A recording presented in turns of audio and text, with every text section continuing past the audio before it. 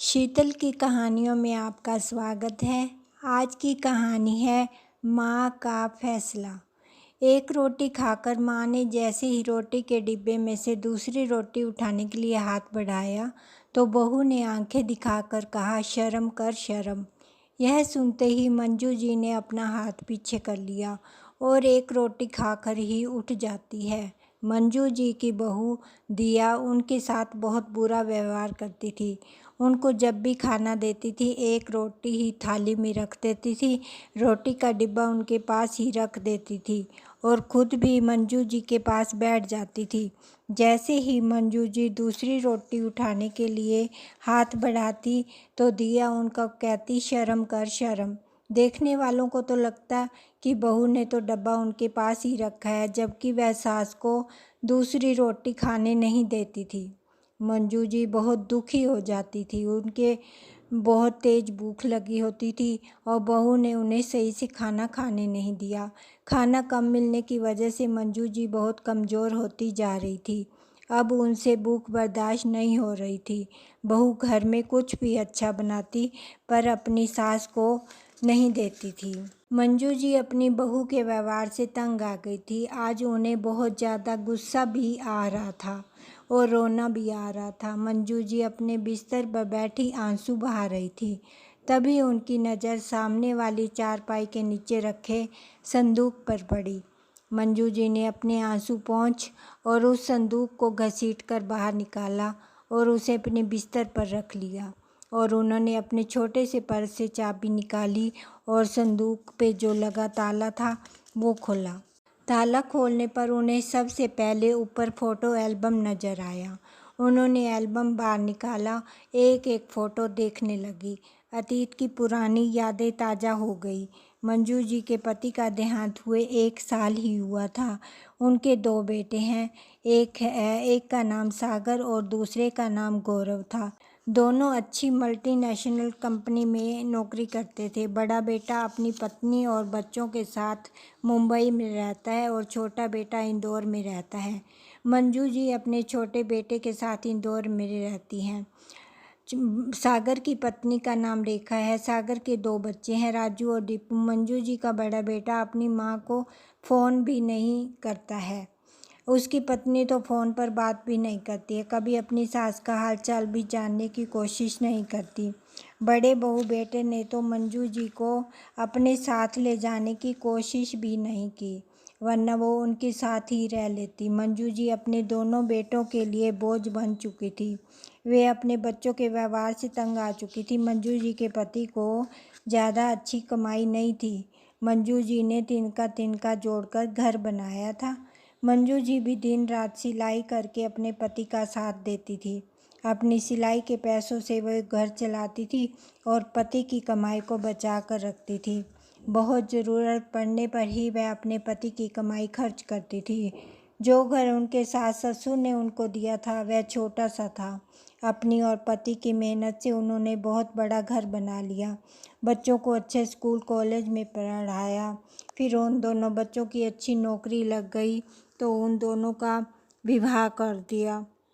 पहले तो बेटे बहुओं का व्यवहार अच्छा था, परंतु जब से मंजू जी के पति राघव जी का देहांत हुआ तब से दोनों बेटे बहुएं अपने परिवार में मस्त हो गए। एल्बम में अपनी और अपने पति की पुरानी फ़ोटो देखकर उन्हें याद आता है कि एक ज़माने में वह क्या थी, आज उनकी बहू ने उनकी क्या हालत कर दी है।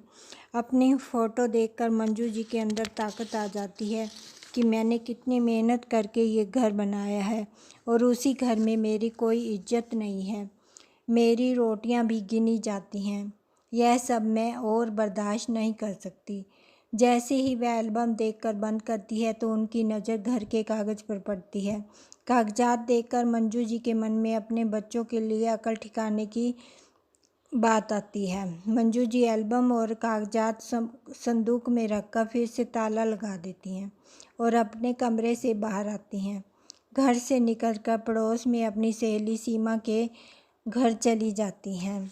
वहाँ जाकर सीमा से बात करती हैं और पूछती हैं, कैसी हो बहन। वो कहती है, सीमा कहती है कि मैं बिल्कुल ठीक हूँ, आप बताओ आप कैसी हैं। मंजू कहती है कि मुझे तो बहू ने बहुत दुखी कर रखा है। जब भी खाना खाने बैठती हूँ, एक रोटी खाने के बाद दूसरी रोटी खाने ही नहीं देती। कितने ही दिन हो गए मुझे ढंग से खाना खाए हुए। अब मैं थक गई हूँ उसके इस व्यवहार से। तुम तो सब जानती हो बहन, तुम्हारी और मेरी शादी आगे पीछे हुई थी। हमने अपने घर के लिए क्या क्या नहीं किया, कितनी मुश्किलें पार की हैं, तब जाकर हमने ये घर बनाया है। सारा दिन घर का काम करती थी, बच्चों का काम करके फिर सिलाई का काम करती थी। बच्चों को हमने खाने पीने पढ़ाई लिखाई में किसी चीज़ की कमी नहीं होने दी। और आज हमारे ही जमाए हुए घर पर बेटा बहू कब्जा करके बैठे हैं। हमें ही रोटी गिन गिन कर दे रहे हैं। हमारे ही घर में हमारी कोई इज्जत नहीं। एक सागर है, उसे किसी से कोई मतलब नहीं। माँ कैसे जी रही है, क्या कर रही है, उसे कोई परवाह ही नहीं है। घर में हिस्सा मांगने आ जाएगा।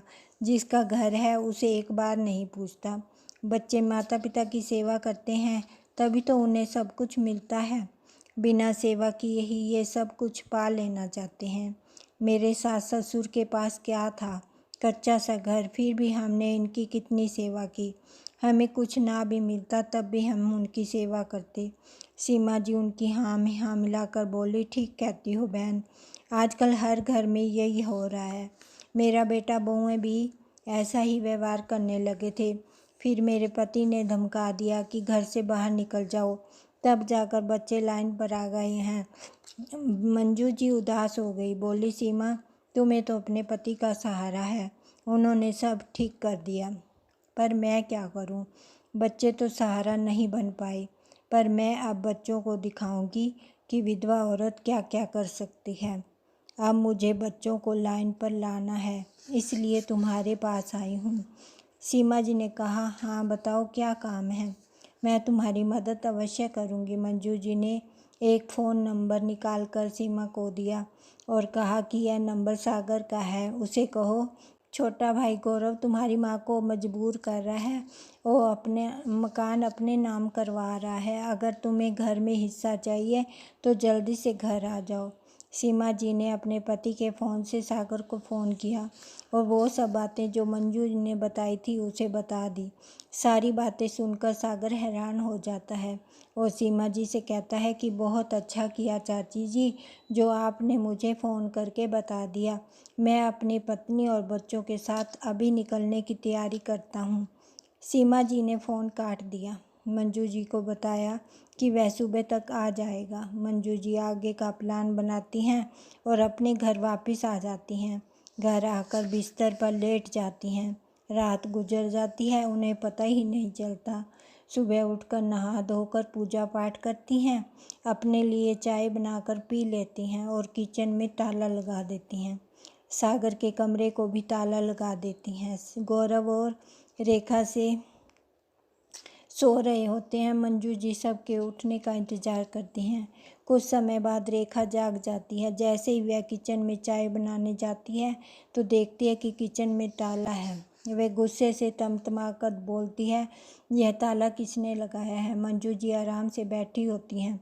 मंजू जी ने बोला, मैंने लगाया। तो रेखा चिल्लाकर कहती है, तुम्हारी हिम्मत कैसे हुई किचन में ताला लगाने की। मंजू जी गुस्से में उठकर रेखा को 2 थप्पड़ मार देती हैं और कहती हैं, दोबारा बदतमीजी नहीं करना, नहीं तो जुबान खींच लूँगी। रेखा हैरान हो रही थी कि अपनी सास का यह रूप देखकर। शोर सुनकर गौरव भी आ गया और पूछा, इतना शोर क्यों मचा रखा है सुबह सुबह। मंजू जी ने कहा, तुझे तो पता ही नहीं कि तेरी पत्नी मेरे साथ कैसा व्यवहार करती है। गौरव ने कहा, माँ हुआ क्या है, पूछ अपनी पत्नी से। एक रोटी के बाद दूसरी रोटी नहीं खाने देती। जब मैं एक रोटी खाकर दूसरी उठाने लगती हूँ तो कहती है, शर्म कर शर्म। घर में कोई भी अच्छी चीज़ बनती है मुझे नहीं देती। मेरे ही घर में मेरी रोटी गिनी जाती है। यह घर मैंने और तुम्हारे पापा ने बनाया था। इस घर में मेरा पूरा हक है। गौरव की आंखें खुली की खुली रहती हैं। उसे नहीं पता था कि उसकी पत्नी उसकी माँ के साथ ऐसा व्यवहार करती है। वह रेखा से पूछता है, क्या यह सच है? उसके मुंह से आवाज़ नहीं निकलती। वह रेखा को 2 थप्पड़ मारता है। इतने में डोरबेल बजती है। गौरव अपने गुस्से को शांत करता है और दरवाज़ा खोलता है। सुबह सुबह बड़े भाई भाभी और बच्चों को देखकर हैरान हो जाता है। गौरव कहता है, आपने आने के बारे में बताया नहीं। सागर ने कहा, तुमने भी तो बहुत कुछ छिपाया है। वह बोलकर अंदर आ जाते हैं। जैसे ही सागर अंदर आता है, अपनी माँ को सही सलामत देखकर हैरान हो जाता है। माँ, आप तो ठीक हैं, हमें तो कुछ और ही बताया गया था। मंजू जी ने कहा, हाँ तो मेरे मरने का इंतज़ार कर रहा था। तूने सोचा माँ मर जाएगी, चलो अपना हिस्सा ले आऊँ। तुझे सीमा से फ़ोन मैंने ही करवाया था। मैंने आज इसलिए तुम्हें बुलाया है ताकि मैं तुम दोनों को बता सकूं कि मैं इस घर का क्या करने वाली हूँ। तुम अपनी माँ को 2 रोटी नहीं दे सकते, मैं घर कैसे दे दूँ? मैं आज से वृद्धाश्रम में रहूँगी। ये घर भी वृद्धाश्रम को दे दूँगी। दोनों बेटे कहते हैं, माँ ऐसा मत करो, हम तुम्हारे बच्चे हैं, हम कहाँ जाएंगे। आज से हम आपको शिकायत का मौका नहीं देंगे। दोनों बहुएं भी मंजू जी के पैरों पर गिर जाती हैं और माफ़ी मांगती हैं, तो मंजू जी उन्हें माफ़ करके गले लगा लेती है। थैंक यू, धन्यवाद।